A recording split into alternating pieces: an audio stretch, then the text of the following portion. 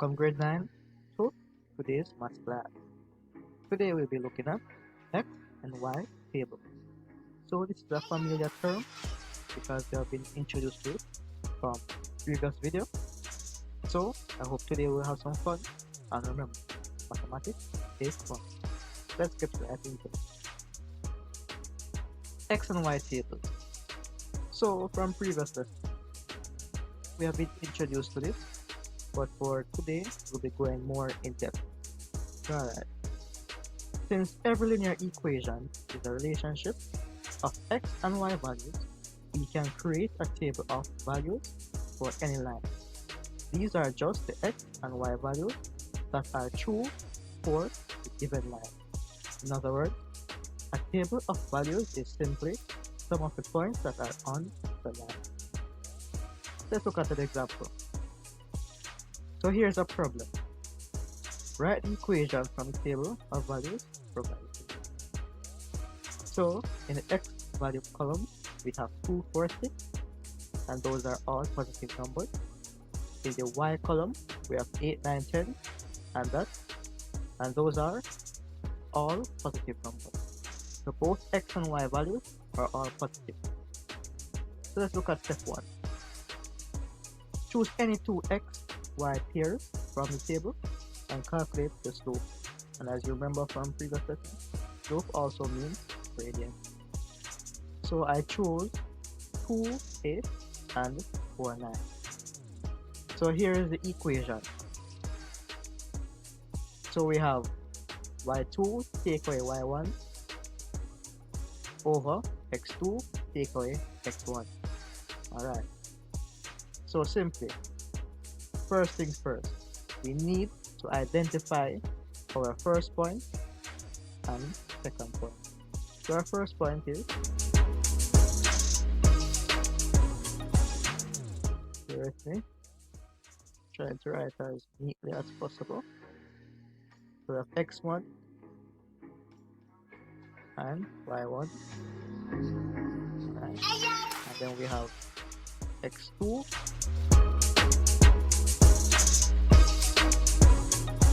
and y2. Alright, I hope the writing is illegible for you. Tried my best. So here we go. So now we'll insert the x and y values into the formula. So the first point and the second point also. So as you can see, 9, which is the second y, and then the first y, which is 8.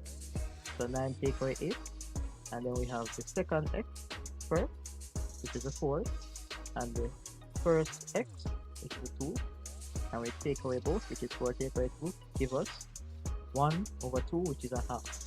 Alright, so our slope is equal to a half. Alright, so step 2. Substitute the gradient, which is equal to a half, into the slope intercept form of a line. So if you remember, y equal mx plus b is the slope intercept form of a line. So now we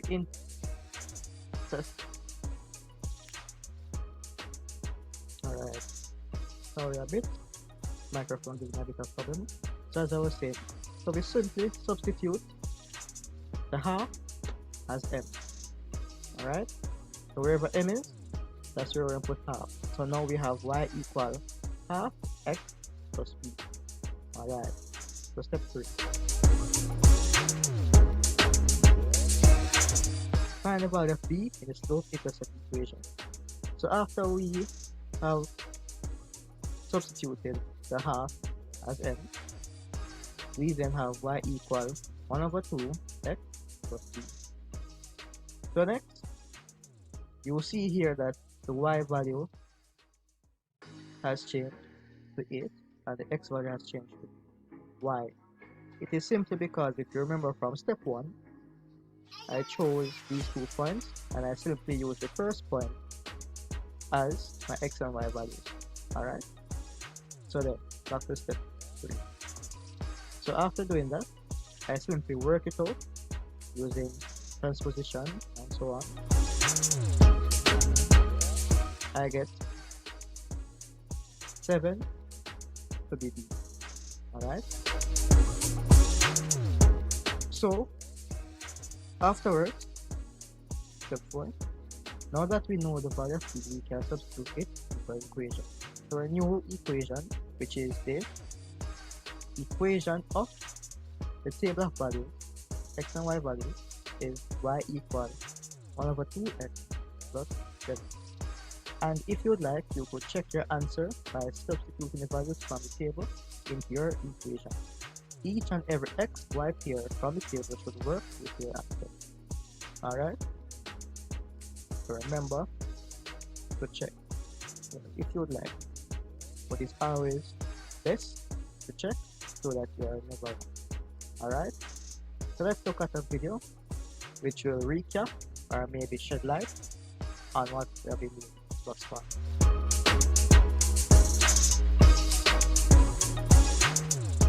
In this lesson, I'd like to talk to you about how we can determine what a linear equation is when we're given an XY table.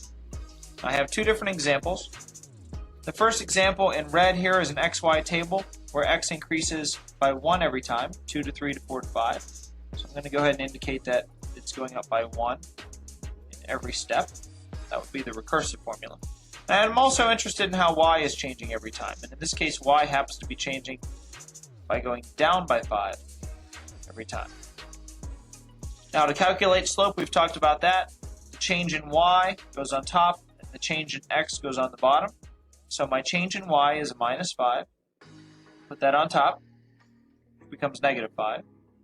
Plus 1 is my change in x. So I'll place that over here. And 1 goes into 5 times. Negative and a positive produce a negative. So my slope is going to be negative 5. As for my y-intercept, we've seen this before. If I simply find if I had a 0 in the x column, whatever was across from it would be my y-intercept. I don't seem to have that here, but I do have a pattern. 5, 4, 3, 2. I don't see anything stopping me from simply continuing the pattern on my own, 1 and 0, and then continue the pattern over here. Negative 10, negative 5, 0, 5. I could fill in a 10 to go with the 1, and then a 15 to go with the 0. Though it's written small, I think we could make out that 15 would be my y-intercept. So, not really a big deal for me to work backwards and figure that out. Now my equation, I'll take my slope with an x plus my 15. There's my y-intercept.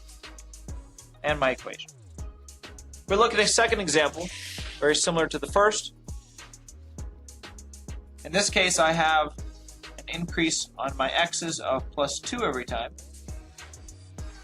Now, by the way, notice how it's always increasing, or in the previous example, decreasing by the same amount. That's the nature of what we're doing in pre-algebra. We're working with what are called linear equations, and all of these equations will graph as perfectly straight lines, nice consistent changes. When you move on to into Algebra 1 and potentially into Algebra 2, you'll start to see things that change not by the same amount every time, but by differing amounts, and those oftentimes will curve when you graph them. That's not what we're doing here, so let's get back to it. If I calculate my slope, same technique. I'm going to put my negative 3 or my y value on top. My x value of plus 2 goes on the bottom. And this is pretty simplified. I'm simply going to write it negative 3 halves. Now, to find out my y-intercept, I have the same kind of idea here. I still don't have my 0. But again, I'll just follow my pattern. 8, 6, 4, 2. Counting back by 2 every time takes me right to 0. That's kind of nice. So I'll do the same thing over here. 17, 14, 11, 8. Take 3 more off. Oh, realize I made a mistake here. These are going up by 3. It means I'm going down by 3 on the way back. 0 links up with 5. And I have a y-intercept of 5. Again, my equation then is going to be negative 3 halves. There's my x. And I'm going to add on my y-intercept for my linear equation. Now, to try to prove this point one more time, I'm going to go ahead and switch gears slightly. I'm going to take the table that we just worked with, our second example. We've already calculated our slope and our y-intercept. What I'd like to simply show you is that the transfer from the table to the graph should agree. If I graph the points that were given to me, 2, 8 is right here, 4, 11 is right here, 614, and 817. And what you'd notice is if I graph these things, and if I can graph them as carefully as possible here,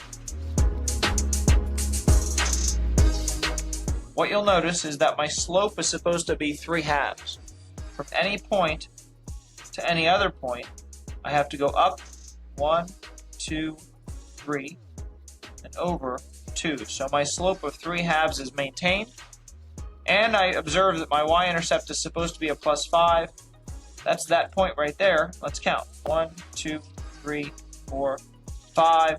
That means that this line, this equation, and this table, they are all the same pattern. Alright. So if you were watching closely, he made a little mistake with the arrow where he put negative in front here, but he corrected it himself here by removing, I should say, the negative. Alright, so let's move on. So activity, write the equation of a line in slope intercept form given at table. So basically what we just did is all coming back here. So all you need to do is just refresh yourself on the video and also my example if needed and do these. Alright, here's the next one. Find the y-intercept. What should you do if here is not the table? Here's the next one again. Put it all together to form your formula, y(mx plus b) formula. Right? So that is basically it. Very simple. Alright. So if you have any question, don't hesitate to ask. Leave a comment. I'll get back to you in a timely manner. And just like you, I'm a human, so I have my stresses too. So I said before, I will get back to you in a timely manner. Alright. So please remember to like, share, subscribe, because when I see your like and your subscription, it makes me motivated. Alright, so hope to see you again.